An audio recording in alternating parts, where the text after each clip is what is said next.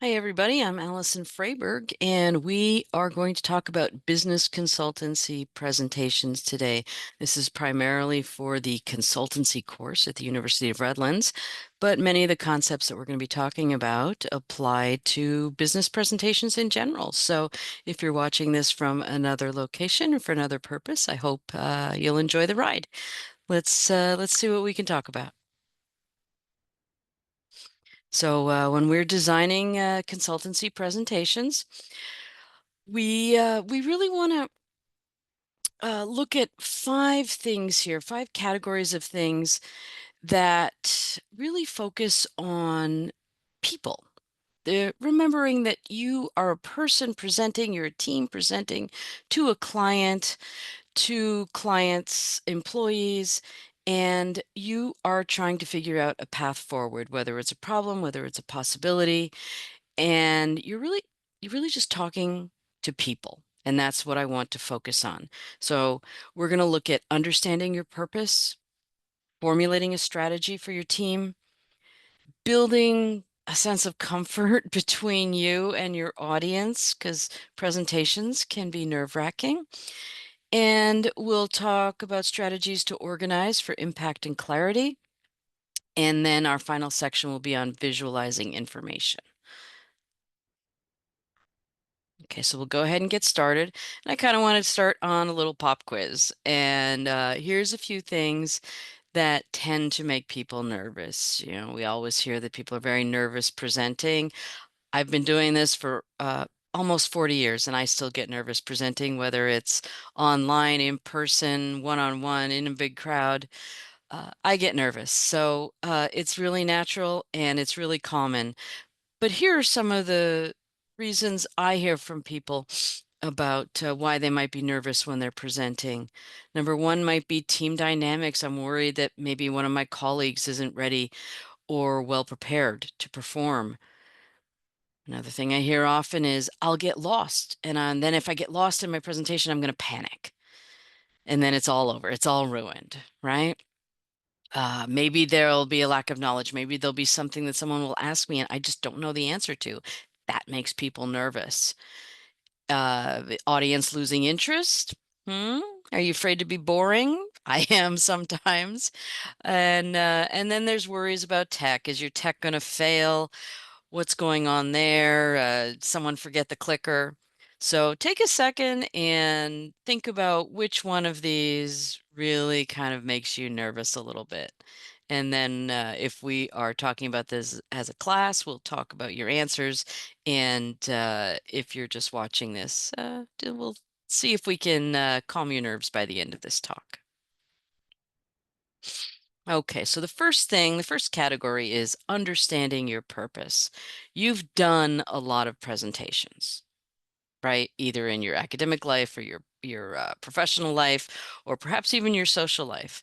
But how often have you really spent time trying to understand why you're doing what you're doing? So often I hear, "Oh, I just want to get up, I want to get over with."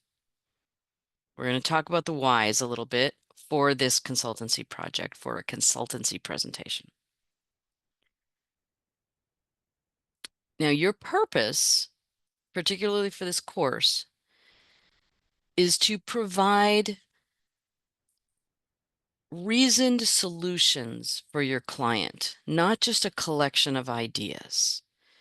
It's your job, as I say here, to chart a prioritized path forward. Oh, and one thing I'll say right here, and I'll mention a little later, is these slides aren't really slides as much as they are meant to be a resource document. I'm just narrating the resource document, if you will. We'll talk a little bit more slides later on. But for this consultancy project, which you do at the end of your engagement week, but weeks before your report is due, this is your last chance in the room with the client. So you want to make sure that you can really give the client a solution, a path forward, and still get feedback. So here are the things you want in terms of your purpose. First thing you need to do is step outside student mode. Okay. The client isn't going to tell you what to do. I'm not going to tell you what to do as a faculty supervisor. You need to take charge and really be that consultant and not just wait for instructions. The other thing I don't want you to do is simply, for this presentation, I always worry when people just say, I need to give a PowerPoint. That gives all the energy and the power to a set of slides. No, you need to give a presentation. Will you be using slides? Of course you will. But that's just an accessory. It's a tool you're going to be using. You are talking to the client and building that relationship. You also need to actually deliver some findings. One of the things that I've noticed over the years that I've been teaching this course is sometimes those preliminary findings presentations at the end of the engagement week in the client end up being just a bunch of ideas tossed out, and the team just kind of hopes that the client catches a couple and wants them to move forward with a couple. You really need to articulate, and I keep saying this, a path forward. You need to commit to solving something, to commit to the possibility, to commit to a plan. Now, the other thing you want to do is give yourself ample time to get feedback from the client. And that's kind of hard to manage. It's a little hard to juggle, right? You want to say, here's what I really think we should be doing, and this is how you should go about doing it. But you also want a lot of feedback because the project isn't over yet. So we'll talk during the actual consultancy about how to manage that seesaw balance. Okay.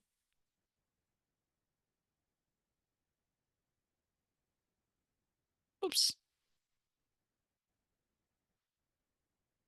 Now, we're going to build presenter audience comfort. You'll notice the first few things that we're talking about is understanding why you're doing something, and now understanding who is involved, right? This is about you, and this is about a client. This is about your team, and this is about the client and the organization. Okay. The medium just happens to be a presentation.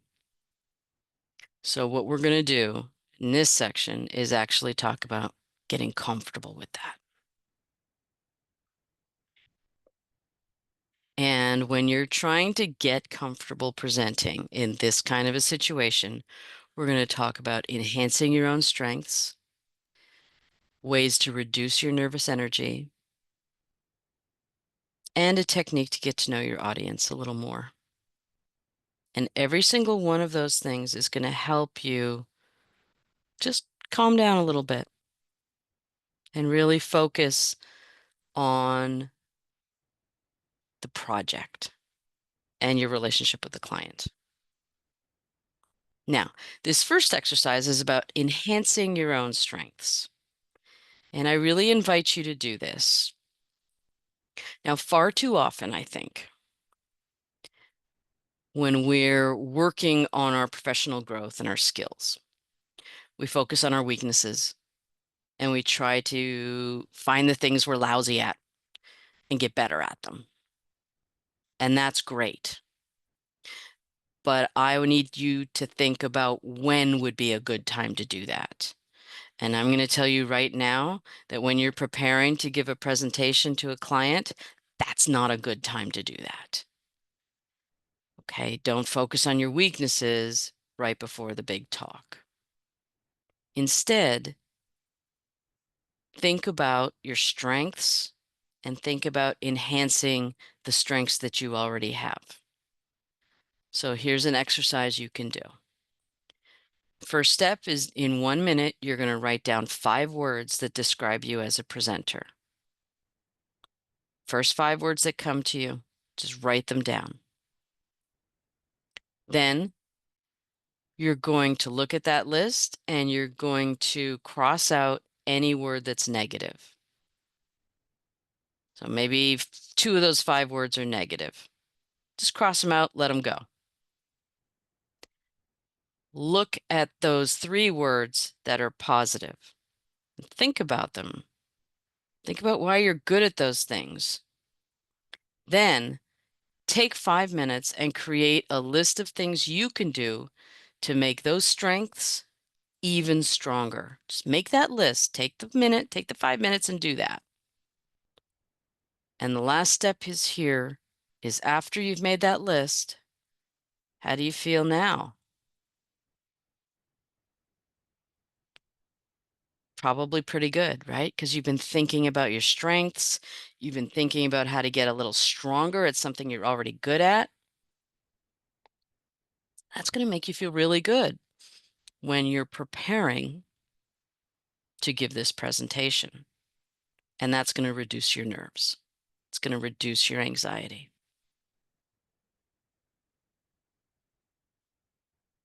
Here are a bunch of other ways to just reduce that nervous energy. Okay, there's a ton of these. You can Google them and you can ask an AI, give me a list of 20 things I can do to calm down and not be so nervous for presentations. But these are five I really like, and I use them as well. The first thing sounds obvious. Go ahead and breathe.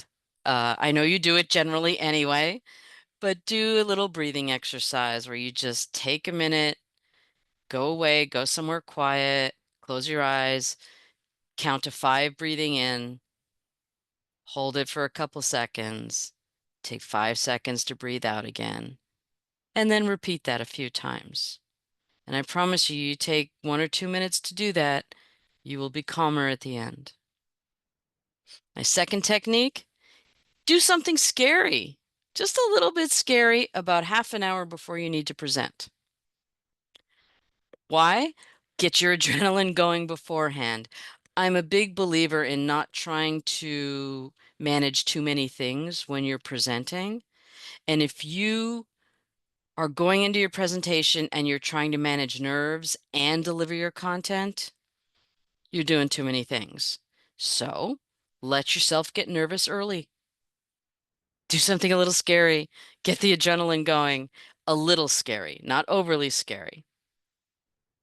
But by the time you're ready to present, you'll have calmed down a little bit, the adrenaline will have subsided, and you'll be ready to present. Third thing, this one is really important and follows that same idea about making sure nothing's surprising you.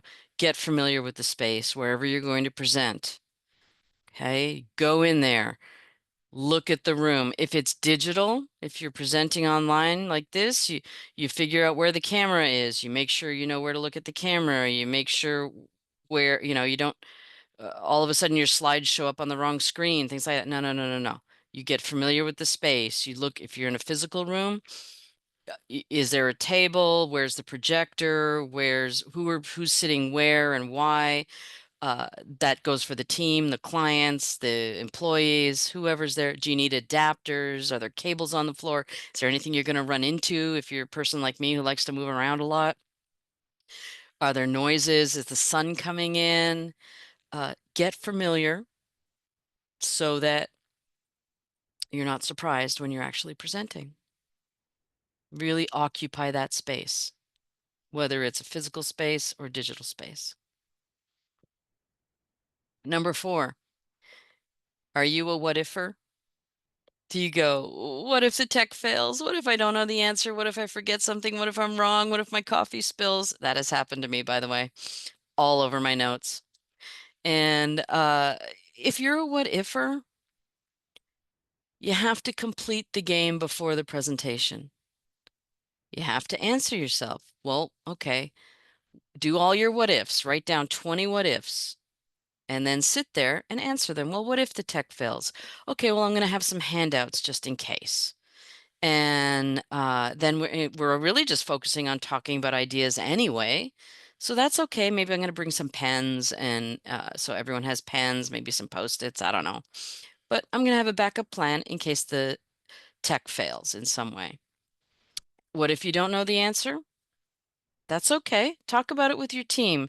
Anticipate. What kinds of questions do you think the client's going to ask? Write them all down. Say, okay, if there's a question about X, who's going to answer it? Da, da, da, da. And if you don't know the answer, if none of you knows the answer, it's okay. You just write it down. You make sure you understand the question.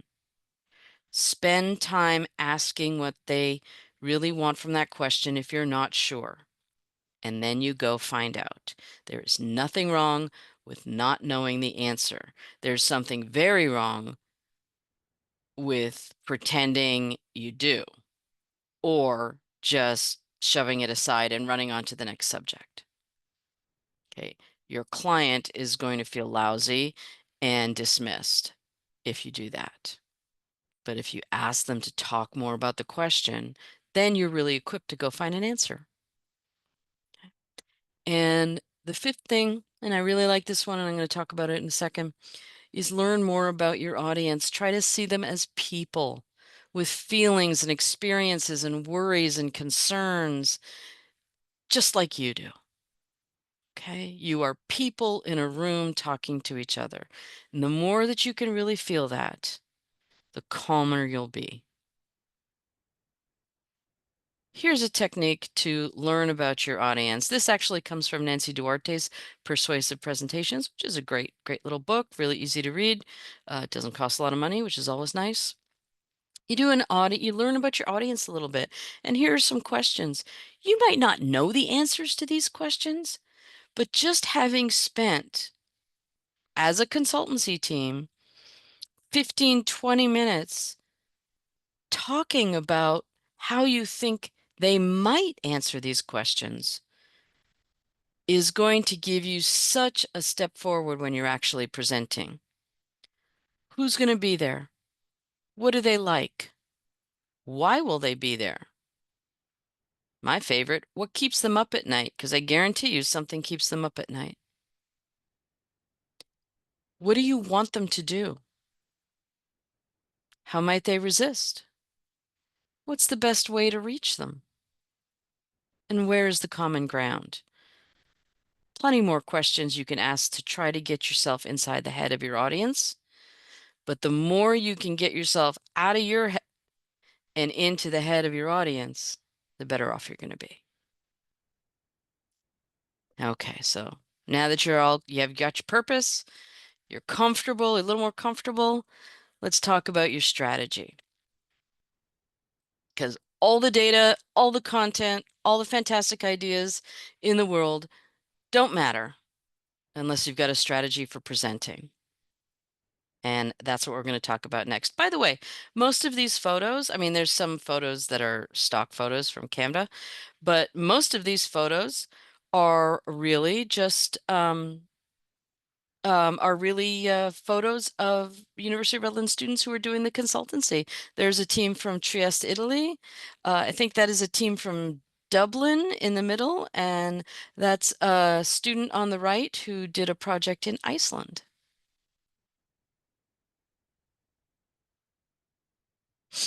All right, so formulating your strategy.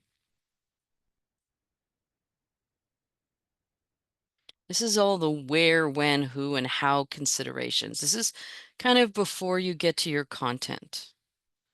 It's how you're going to approach that actual day. So here's the where. Where are you going to present? What does the room look like? Are you going to sit around a table? Who's going to sit where? Are you going to be the whole team's on one side and then your client's going to be on the other side and it's going to look like an FBI interrogation? No, you want to strategize a little better than that. Are you going to stand? Are you going to sit? Is there a projector? Where will the client be? Where's the screen? Where will the presenters be when they're not talking? So if you're not talking, you're not sitting there checking your phone. You're also not just sitting there like a tree. Where do you want the client to look? Where's the clicker? Who's going to click? These are all the where questions that you're going to want to take some time with. Who? Who's going to be in the room? Now, if is it just going to be the client? Is it going to be the client and some employees? Is it going to be the client, the employees, and some people from the community? Who knows? But you have to talk about that ahead of time. When you're presenting as a team, who's going to speak first? Second, why? There has to be some strategy behind it, right? Who's going to kind of be the host of the presentation? Who's going to solicit questions from the audience? Who's going to answer which questions? You can't just sort of be looking at each other when the question is asked, like, oh, you take it. Oh, no, you take it. Oh, no, that that can't happen. What are you going to wear? Why are you going to wear? What are you going to wear? Who's going to come to the rescue if something goes wrong? You have to talk about these kinds of questions as a team beforehand. Develop your strategy. When? How long is the presentation going to take? At what point do you want the audience to ask questions? Do you want them to hold off till the end? Do you want them to ask questions at the end of each section? Or do you want it to be even more conversational and ask questions really throughout the talk? When do you write things down? The client's going to be talking. Who's going to write things down? When are they going to write it down? When do you sit? When do you stand? When do you turn around? When do you move?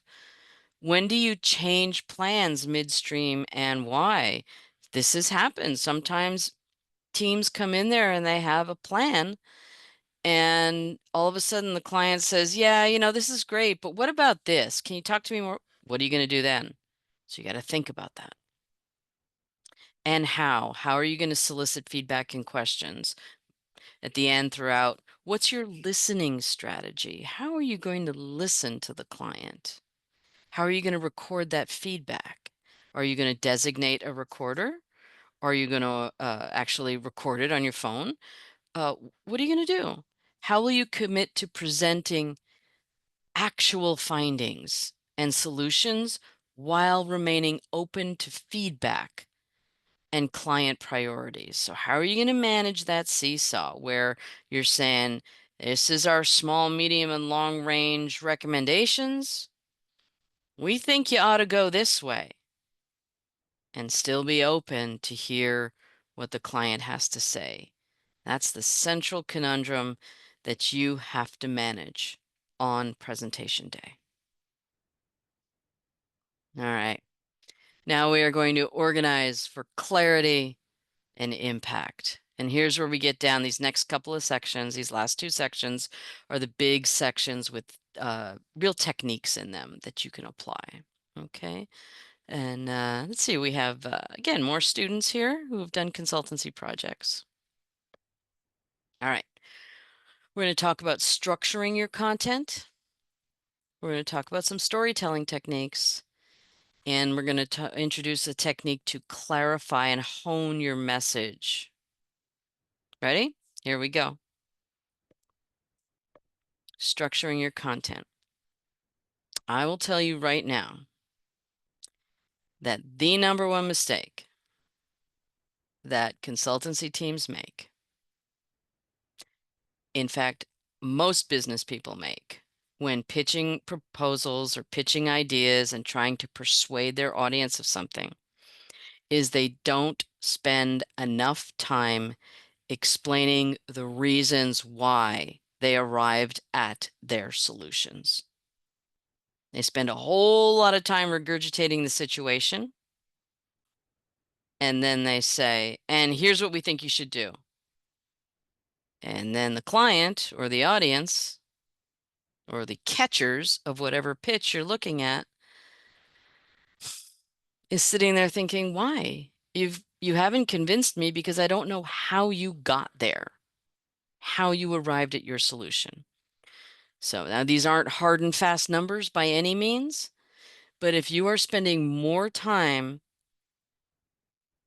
describing the situation than you are explaining how you arrived at your solutions, you're doing the wrong thing. So I think about 25-30% should be showing that you understand the business, the project, its scope, the successes, the pain points, what the client's been working on and thinking about, and what is being asked. So yes, you do have to summarize and contextualize, absolutely, so that the client feels heard. But if that's more than 30%, That's too much. And that leaves 75% for the solutions. And that's a lot, right? Which means you really have to explain your reasons for all your decisions. You have to prioritize and commit to best options. It is not okay to just toss a bunch of ideas. Here's the 10 ideas we think you should do. That's not helpful. They don't know when they should do what. They don't know what they should do first, second, third. You have to create that plan for them.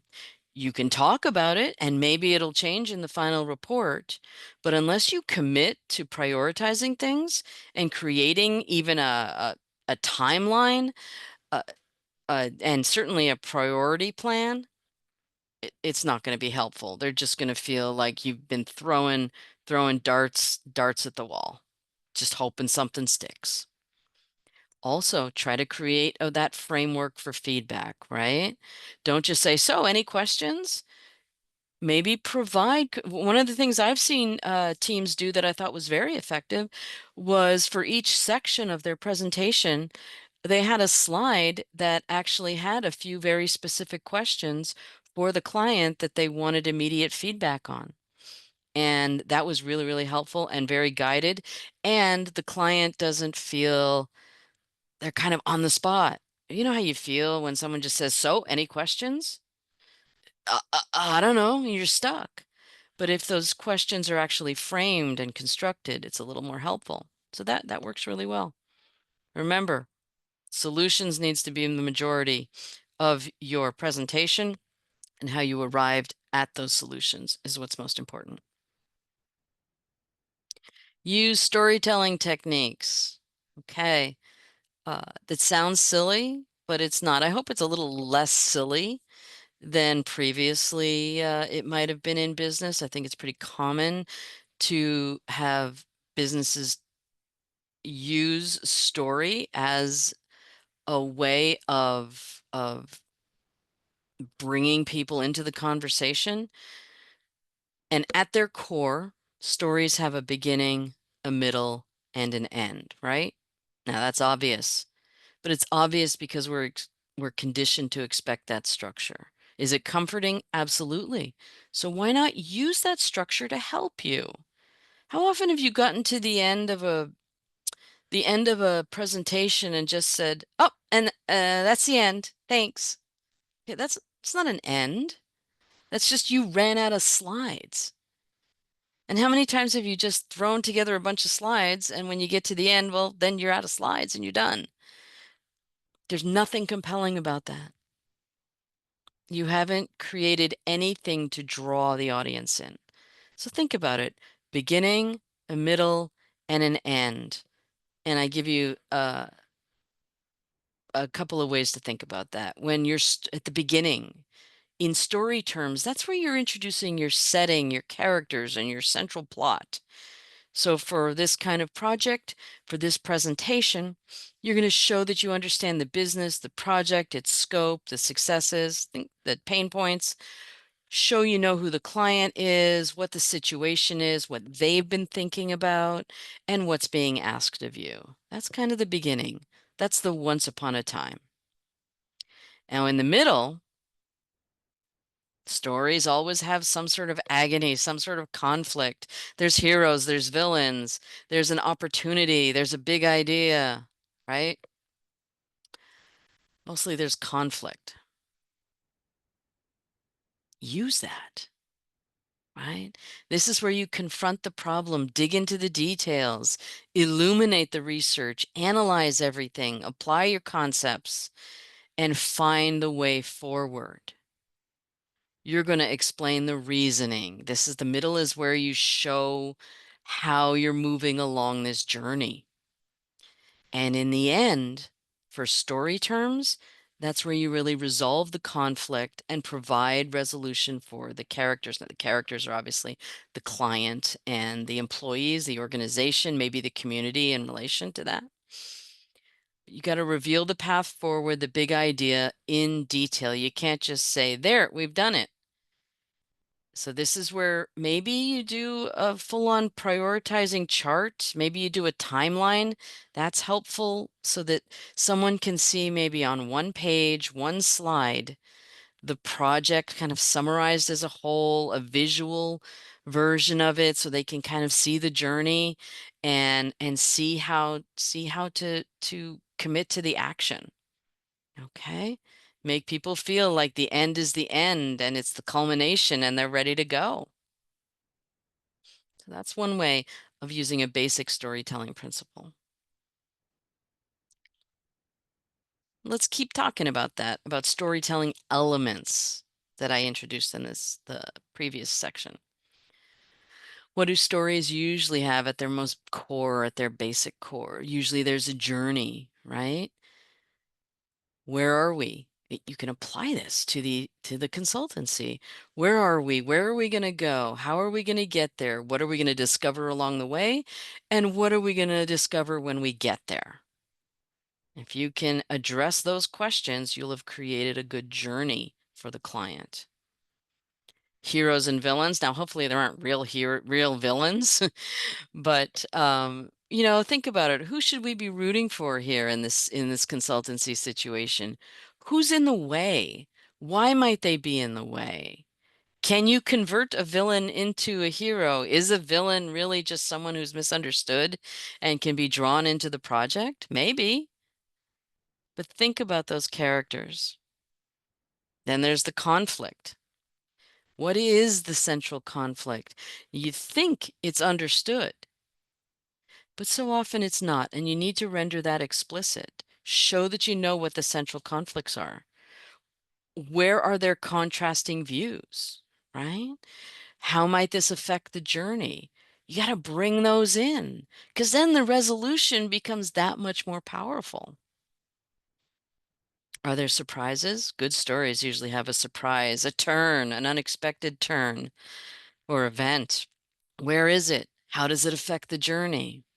Now, I'm not saying your presentation has to do all of these things, but if you can leverage some of these elements, the narrative will be a bit of a wave and really carry some momentum. And then finally, there's the resolution. How does the journey end? What does the future look like? How do our heroes and villains feel about it all? Create that culminating moment. Make that client feel like, yeah, let's do this. Give you some feedback so you can go do that report and make it real. Okay. There's a lot more you can do with story, but those are just a couple of elements that might help you out.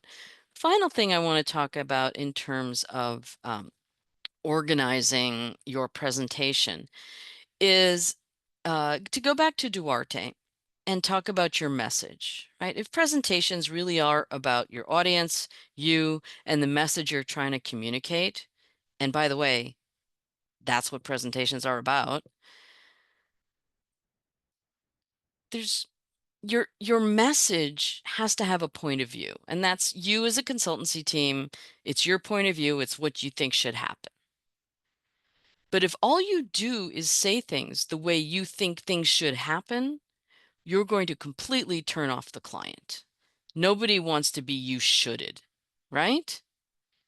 So Duarte talks about a consultant's the point of view only versus phrasing that point of view, phrasing that message in terms of what's at stake for the audience. Let's look at a couple of examples to clarify.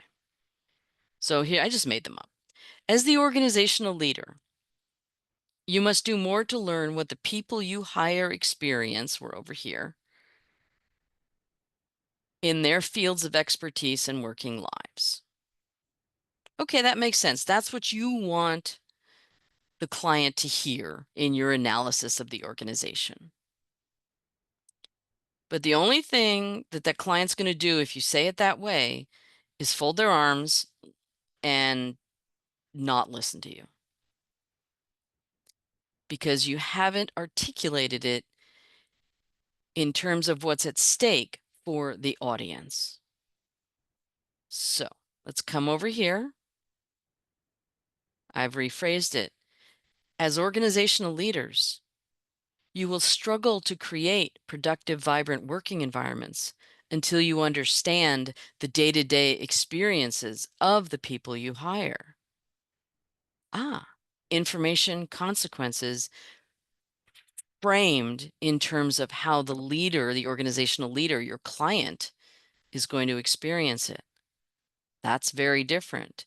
Oh, I'm going to struggle. I want productive contexts, but I'm going to struggle unless I do this. Okay. And all of a sudden you're having a conversation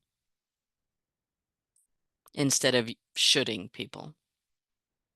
Let's do another one. Come down here. Flex work at Nifty Products Limited, clearly a company I made up, needs to be defined by each department in terms of location, option, and time parameters. That's another you need to, you should, you should. Folded arms, closed ears. But if you articulate it with what's at stake for the audience, until each department lead clearly defines and communicates flex work in terms of time and location, your employees are going to assume it means working from home.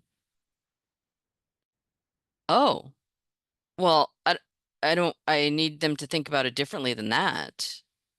Okay, all right, so I'm going to talk to my department leads. Or at least you're having a conversation now rather than being shut down. If you only include the consultant's point of view, you're shutting down the conversation. If you have your point of view combined with what's at stake for the audience, you start a conversation. And that's how you communicate and clarify message. All right, our final section, the big one. Slides, slides, slides. Can you believe there was a time where we did presentations and there was no such thing as slides? Yeah, it really was. You've done a million slide decks for work and school, but really, how effective have they been? How many times have you sat through, the world's worst slides, right? And the world's worst people talking about slides? Okay, let's see what we can do. All students here in these pictures as well on consultancy projects. Now, your slides might not be your only way of visualizing information, but they are going to be a critical way of doing so. And most of the time, what I see are slides thrown together and poorly designed. And let me just say, when we go through the rehearsal, the rehearsal for the presentation, and these slides are just an afterthought, they're not designed in any way. I'm like, y'all, you have some work to do tonight because these slides are just, they're not creating anything cohesive. Okay, they have to cohere. It can't just be slide, slide, slide, slide, slide, slide, slide, random slide for whatever. Okay, this section is going to focus on design strategies, and I have some things for you to look at. Nancy Duarte's Slideology is an older book, but it's all about the design principles, and those remain the same. Then we have Storytelling with Data. That's a nice book. The Baronato book. This is a really deep dive into charts and data visualization. Echo Rivera has an amazing playlist on PowerPoint tutorials and very easy makeovers, and that's her YouTube channel playlist right there. And then you can also look at my writing lounge. We're going to do a little bit on slides here, but you can look at a writing lounge that I did on slides. Okay, so we're going to look at key concepts. We're going to look at design elements, how to add text. That's the problem. And how to visualize data rather than just throw a ton of data onto your slides. Here are some key concepts. You have to think about what kind of software, what kind of app are you going to use? I use Canva. This is written in Canva, by the way. And I use it quite often. I use that in PowerPoint mostly. Uh, Prezi is oh, by the way, Canva is great for design. Okay. I'm not a designer. Canva did a lot of this, so that's what's amazing. Prezi is a really great app that helps you with a kind of one slide approach. Everything's on kind of a table and you just zoom in and out. And it likes to really foreground narrative. Uh, some people like it, some people don't. I think it's very unique and has a real niche for what it does. Of course, the standards, PowerPoint, Google Slides, fine. Gamma is good for AI generation, but I don't know. Every time I use Gamma, I spend more time tweaking than if I had just used Canva in the first place. So there you go. You do want to think about what your presentation is trying to achieve, right? You want to storyboard it out. Okay. Please remember that slides aren't for you. They're for your audience. So you're not reading your slides. You're not using them. This is what happens.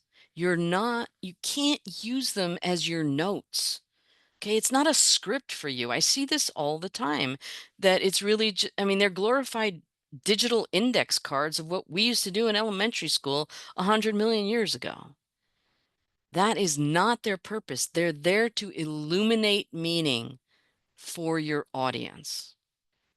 It's all about your audience.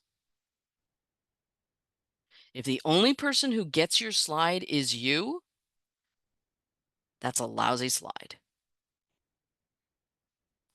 Remember that your slide is an idea. It's a message. I'm going to talk about this a little more in a minute that tells a tiny story. And that's related to, you don't want, by the way, these are not slides, what you're looking at. This is a resource document. If you're in the class, these are posted and it's meant to be a resource guide, a resource manual for you, a little textbook, if you will. It's a slidument. It's a document that happens to be in a digital slide form. Okay. If I were really delivering this, and in fact, if you go watch my slides writing lounge, those are slides. Okay. These are not slides. This is a PDF that's a little textbook for you. So, and that's why you notice I'm not reading. I mean, I'm glancing a little bit to look at a couple of words, but just to jog my memory, but I am not reading. I'm just talking to you. I'm even looking at the camera. That's something to remember as well if you're doing this digitally. But you need to think of your slides as something that tells a tiny story. We'll talk a little bit more when we get to that moment in the next section, but just keep that concept in your mind right now. And you need to remember that slides are attention hogs. If you're talking and you have a slide up, who's winning? The slide is winning your audience's attention. So if there's a ton of stuff on that side, like right now, I know you're reading through this non-slide. You're reading through this document right now. Okay, unless you're in the car driving, in which case you probably listen to me. Don't read when you're in the car. Okay, so slides are attention hogs. Don't create a battle. Have your slides work with you, not against you. Okay, so some design elements for you. Try to do this, one idea per slide. Now, the recommendations and the guidelines I'm giving you, are there exceptions? Of course there's exceptions. But in general, keep these in mind. One idea per slide. If you have 15 ideas on a slide, is anyone paying attention to you? No. Is anyone figuring out your slide? No. Does that slide make sense to anybody? No. Throw it out. People should be able to get your slide in 3 seconds because if they can get it, now that's not a hard and fast rule, obviously. But if they can look at your slides, because their slide's always going to win, and if they can get it in a few seconds, then they start looking at you for the explanation and then you're people talking in a room again. And that's your goal.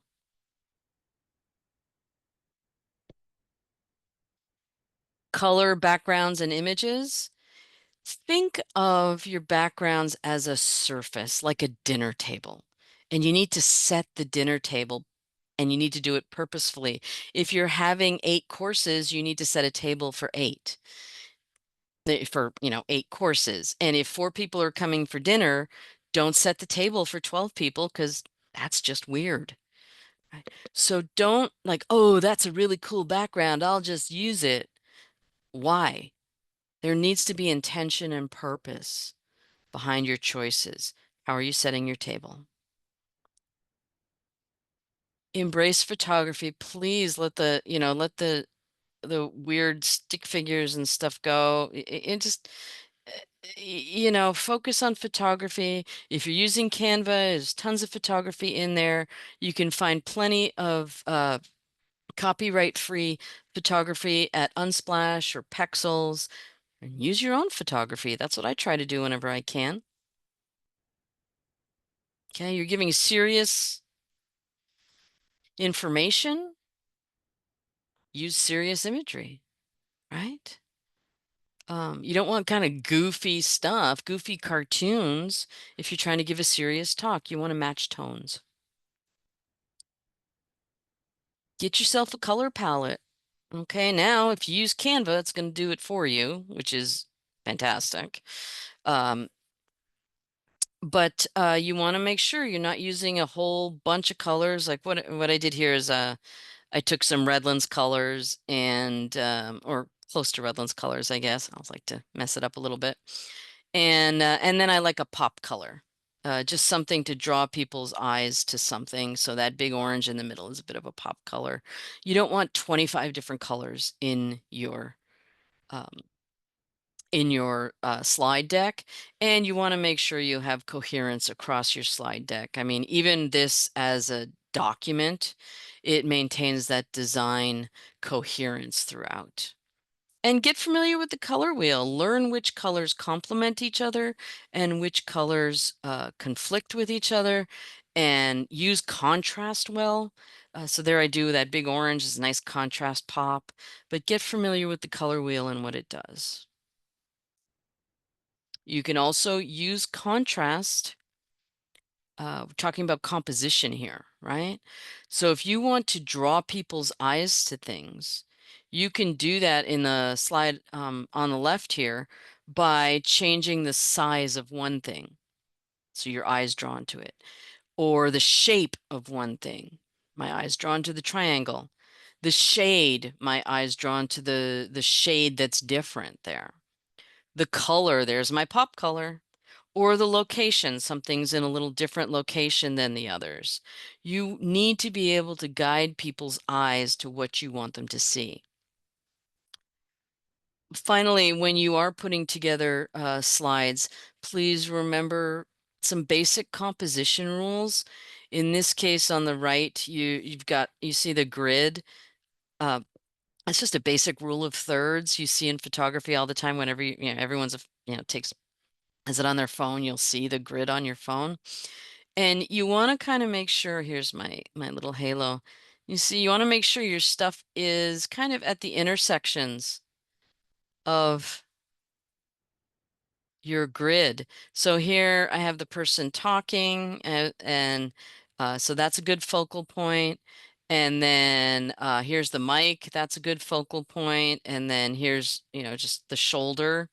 That's okay. You'll notice that he's over right here on that thirds line. I didn't want to just pop him over into the middle because then your eyes kind of split on where you're asking someone to look. And then I didn't know where to put my little tiny story. This is a tiny story where I have a verb and I'm telling people what to do and what to see. And so I put it here because this area here was kind of missing an anchor a little bit. You can play with that a little bit, but just try to remember to actually, put it in thirds and see if you can use those lines a little bit.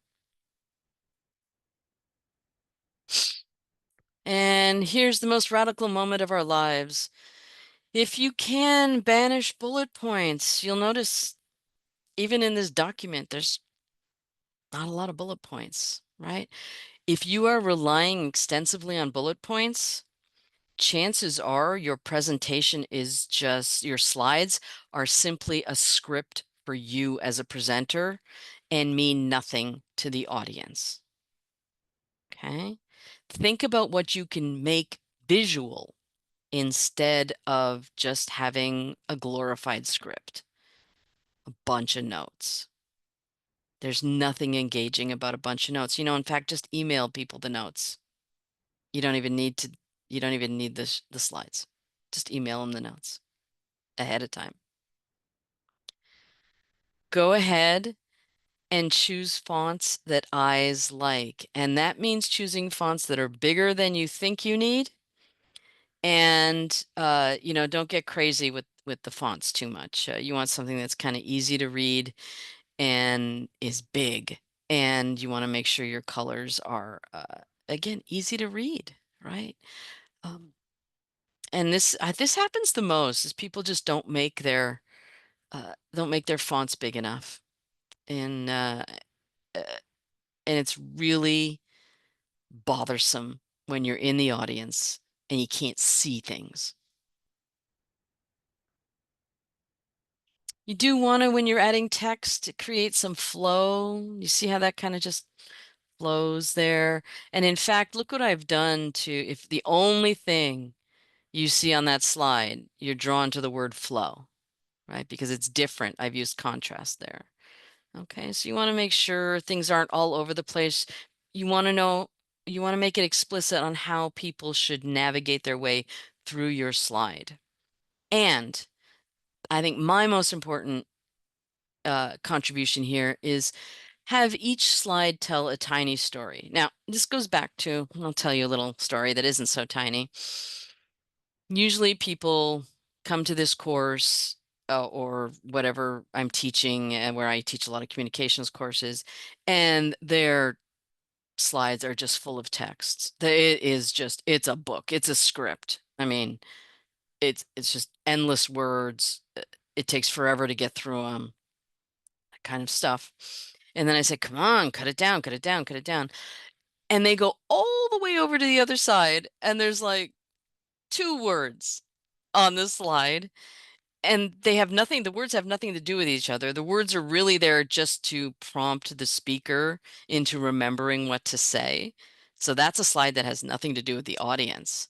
In this case, though, to tell a tiny story doesn't take a lot of words, but there's usually a verb in there and a predicate, right? Each slide should tell a tiny story. That's just a few words, but if I'm reading that, it takes 3 seconds. I might not know what is meant by telling a tiny story, in which case you're going to be listening to me, but I understand what each slide should tell a tiny story literally means. So you want to make sure that when someone create flow for readers' eyes, it's not a lot of words, but it's enough words that I can make sense of those words. Tiny story. All right, and our last section, the big one, visualizing data. Do it. Number one, don't just throw a bunch of tables onto your slides. You want to try to visualize takeaways for your audience rather than just vomit up all the data. Okay. Here are the questions you should consider when trying to figure out how to visualize the data and what to visualize. What information do you want people to notice? What relationship do you want people to see? And what trend do you want to make visible? Those are your questions, and you need to answer them before you go about doing anything. Then you need to guide the viewer's eyes to what you want them to see. So look what I've done here. I've just grabbed a bunch of charts, right? But what have I done? I have Oh, I should have changed those numbers. But I have used orange to guide your eyes. So here, what are you drawn to? The orange, because it's different than all the blues. Which one here? I'm more interested in series 3 because that's orange. My eyes are guided towards that. The other two, yeah, whatever. We're going to be talking about series 3. And here, again, the orange, I'm using color to draw your eyes to something. And here, this turned a little peachy, but you get the idea. It's different than the blues. We're probably going to be talking about this. If it can be very simple too. If you do have a chart or just a table, please don't do tables. But if you do, circle or put it to the column you want people to see in a different number, or put a big red circle about what you want to draw our eyes to. And I'm going to come back. Here's the big formula that's going to help you when you're visualizing data. You want to choose your tool. Okay, you do that all the time, right? And then you need to add your data. What data needs to be included for context? This is usually like more data than you want to talk about. It's all the stuff. And that's usually where people stop. And then they just put it all up there. And then they try to, use a pointer or a laser to try to get you to focus on something. And then people are checking their phones at this point. It's over. You need to select what you want to emphasize. That's what we did with the orange on the previous slide. Where do you want to focus viewers' attention? You need to do that work in the chart itself. Tool, data, emphasis. That's going to get you results because you don't want people wandering off to look at other parts of stuff when you want them to look at X. And then I just did on the bottom here, here's a list of a bunch of charts that you can use and when you might want to use them. There's so many more. You probably know lots more than I do. This is not my area of expertise, but think about it. It's not just, hey, let's just do a bar chart because I'm really good at them. No, what you need to display should determine what tool you use. And don't forget, select your emphasis. Okay. And that covers it. That brings us to the end. Understanding your purpose. We talked about that. You got to formulate a strategy. You got to get comfortable with your audience and comfortable talking to them. And you have to organize for impact and clarity. And you need to visualize your information. So with that, I will conclude this present business consultancy presentations. If you're in the class, you have the slides. If you're not in the class and you're just watching this somewhere on YouTube, and you want the slides, just let me know. Okay, my information is right there. You can find me at the University of Redlands. I'm very easy to find. And thanks for coming by.